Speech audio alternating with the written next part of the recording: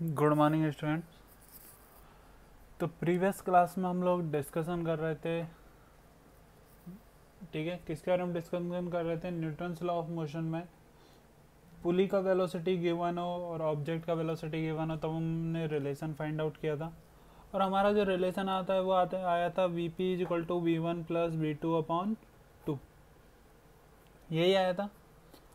और इस पे हमने क्वेश्चन भी सॉल्व किए थे कि हमारा आंसर सही आता है या नहीं। हम लोगों का कंडीशन क्या था कि जो भी स्ट्रिंग गिवन है वो क्या नहीं होनी चाहिए, स्लैक नहीं होनी चाहिए और ब्रेक नहीं होनी चाहिए, यही कंडीशन थी।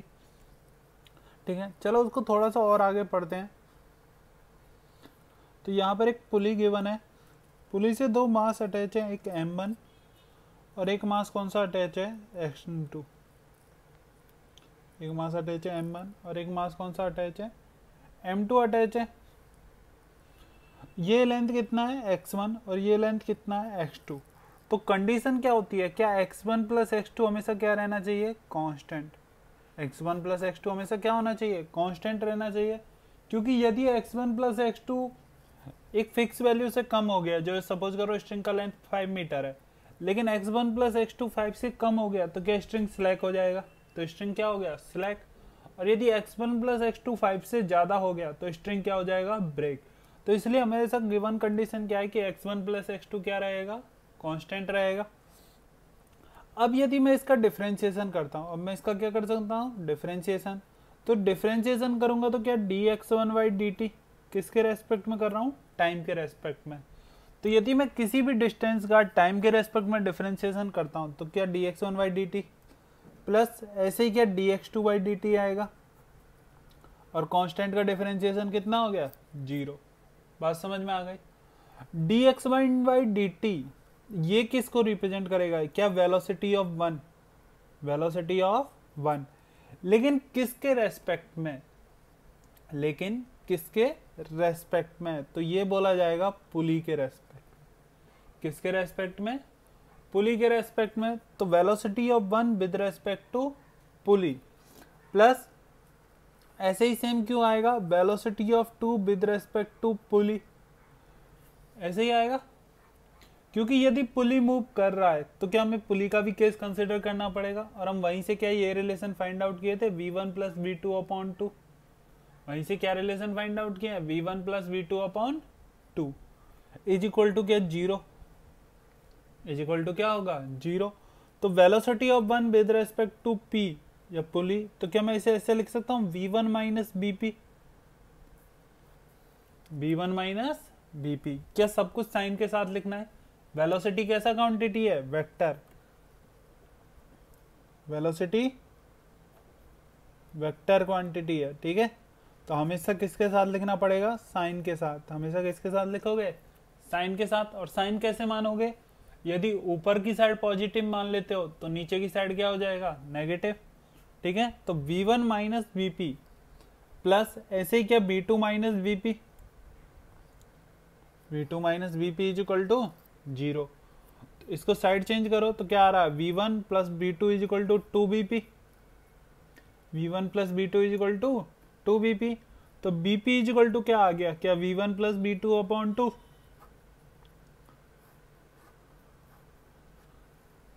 यही आया। क्या हम इसी के बारे में पढ़े थे कि bp is equal to v1 plus v2 upon 2। यहाँ पर v1 v2 किसके साथ यूज करोगे, हमेशा साइन के साथ। bp v1 v2 हमेशा किसके साथ यूज करोगे, साइन के साथ यूज करोगे, ठीक। जैसे हम वेलोसिटी का कंस्टेंट निकाले हैं कि bp is equal to v1 plus v2 upon 2, क्या ऐसे ही हम एक्सेलरेशन के लिए भी लिख सकते हैं, ऐसे ही हम किसके लिए लिख सकते हैं, एक्सेलरेशन के लिए। तो देखो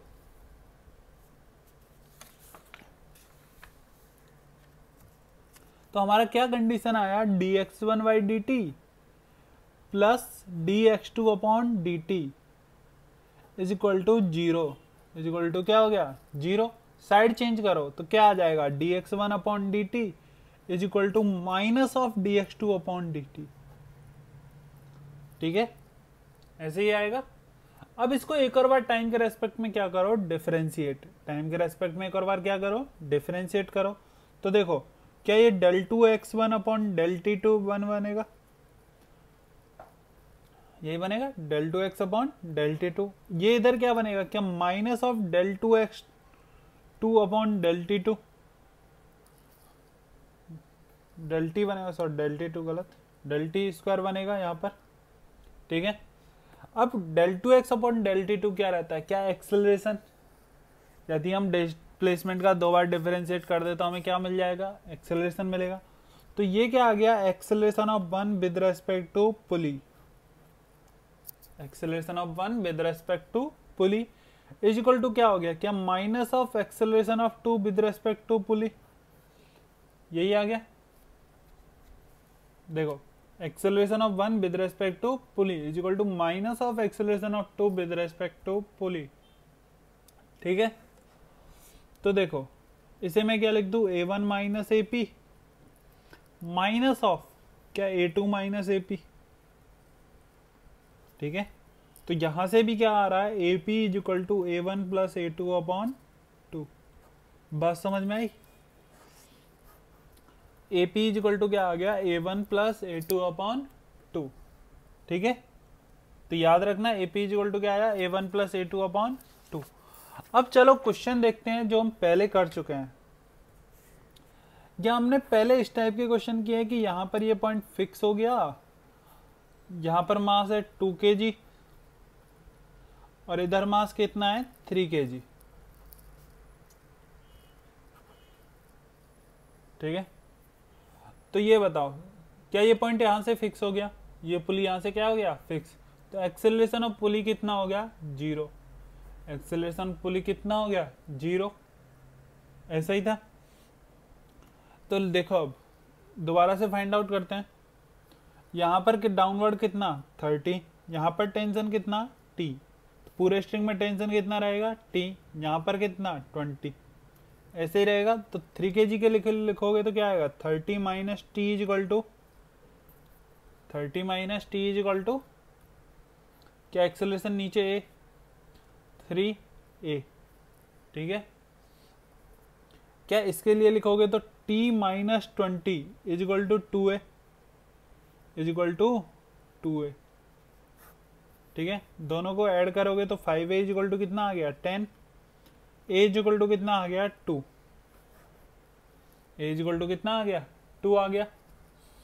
अब देखो इसका डाउनवर्ड में कितना है 2, इसका अपवर्ड में कितना है क्या 2 है।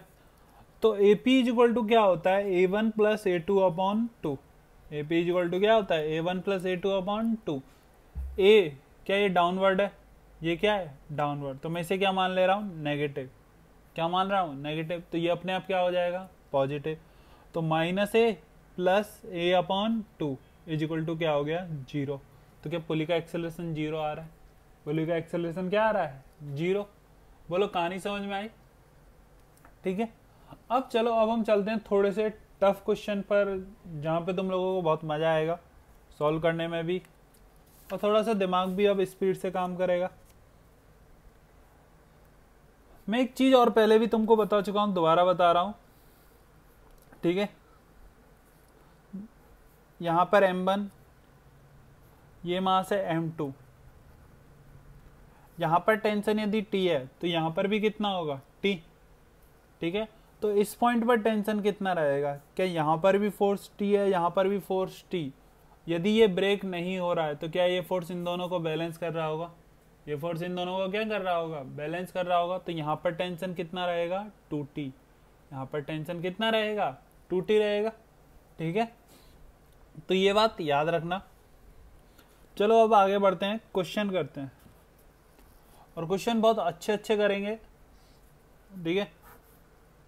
तो पहला क्वेश्चन लिखो,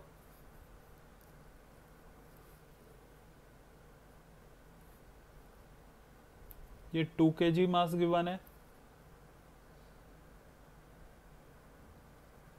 ये यहां पर पुली अटैच, पुली से यहां पर अटैच है 5 kg, ठीक है।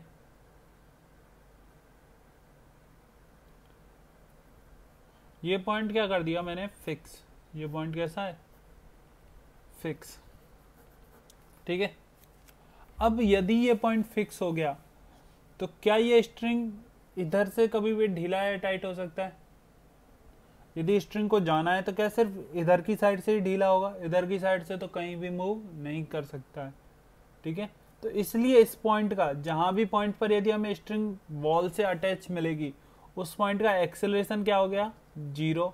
इस पॉइंट का एक्सेलरेशन क्या हो गया, 0। a1 0, v1 भी क्या हो गया, 0। ऐसे ही इस पॉइंट का भी एक्सेलरेशन क्या हो गया, 0। ठीक है, जो भी पॉइंट हमें वॉल से अटैच रहेंगे, जो भी पॉइंट किससे अटैच रहेंगे, फिक्स बॉडी से, कि जो बॉडी मूवमेंट नहीं कर सकती, जैसे भी तुमको इस टाइप में दिखेगा, चाहे वॉल गिवन हो चाहे कुछ भी गिवन हो, जो पॉइंट क्या होगा फिक्स, उनका एक्सेलरेशन हमेशा क्या हो जाएगा, 0। उनका एक्सेलरेशन हमेशा क्या हो जाएगा, 0। ठीक है,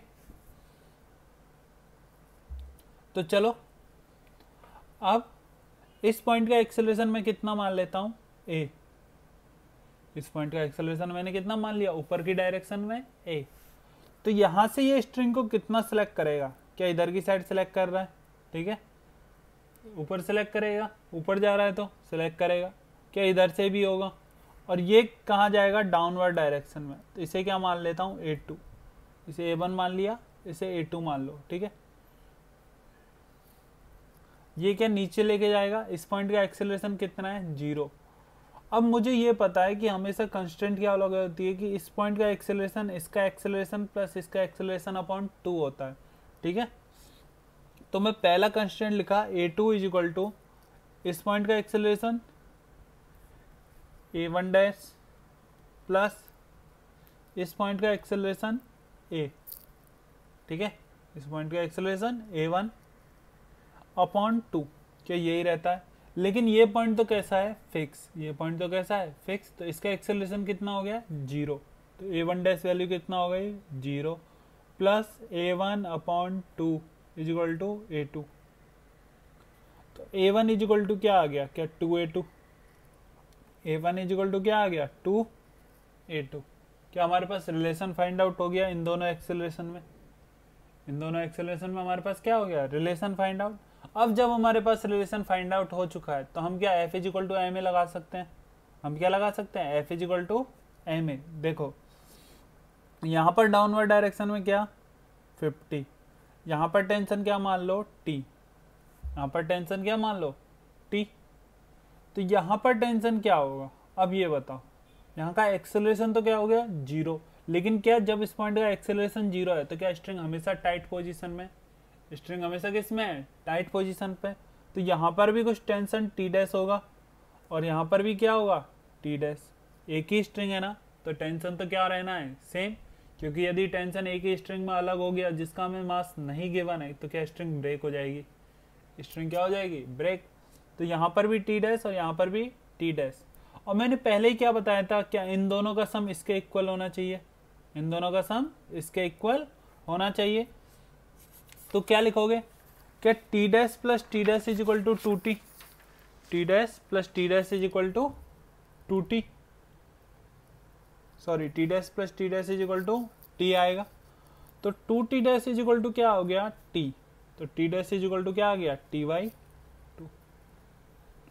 ठीक है, अब हम इक्वेशन लिखते हैं सभी के लिए।